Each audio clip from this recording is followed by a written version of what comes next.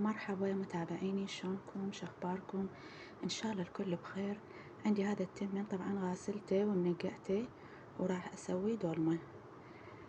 بعد ما غسلت التمن ونقعته هنا اضيف الطماطة واضيف شوية من البصل. اني ثارمته تقريب بوتيته، راس واحد من البوتيته او حبة واحدة من البوتيته.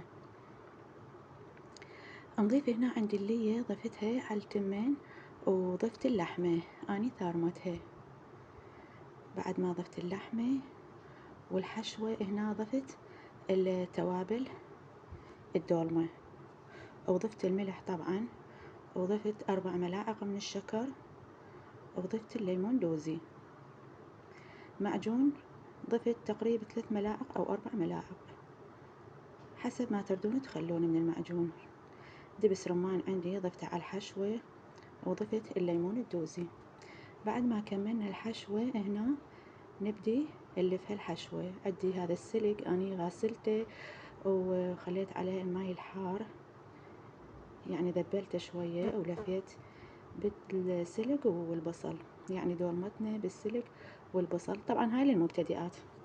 بعد ما كملتها ضفت عليها الباقلة وتقريبا جلاس واحد من الماء، خليتها على الطباخ وهدرتها.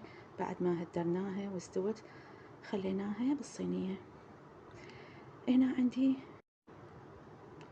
دجاجتين، هنا عندي طبعا اني غاسلتهن، وعندي ليمون فريش عصرته على الدجاجات، وهنا الدجاجات طبعا اني مثقبتهن، وهاي الليمونة ضفتها على الدجاج،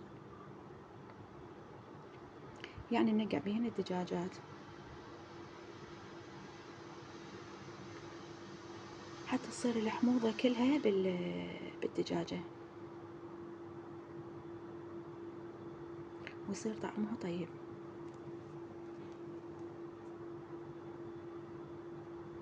ايش قد ما تردون تضيفون ليمونة ليمونتين تعصرونها على الدجاج، تخلونها تنقع 3 ساعات 4 ساعات.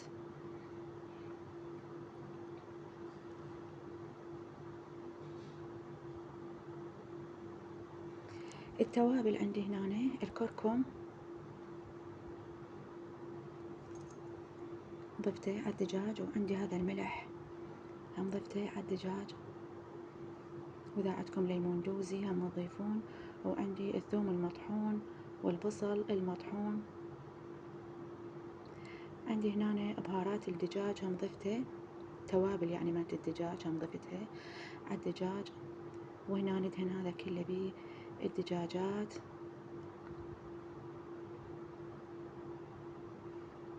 وهاي التتبيلة كلها تدهنون بيها الدجاج حتى تدخل التوابل والحموضة كلها بالدجاج ويصير طعمها طيب.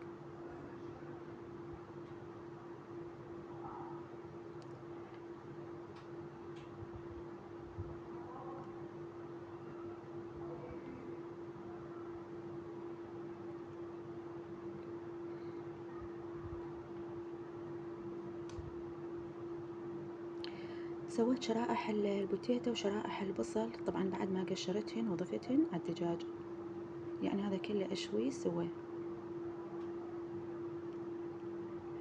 وعندي ثوم فريش قطعته وضفته على الدجاج، اخليهن طبعا ينقعن ويا الدجاجات تقريبا 3 ساعات 4 ساعات، وبعدين ندخلهن بالفرن.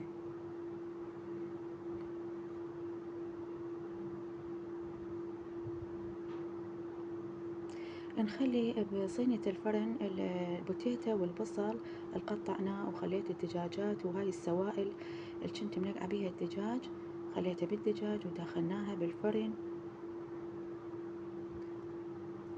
وهنا سويت الزلاطة الخيار والطماطة، وهنا بعد ما طلعتهن من الفرن. وهذا شكل الغداء وسهمكم العافية.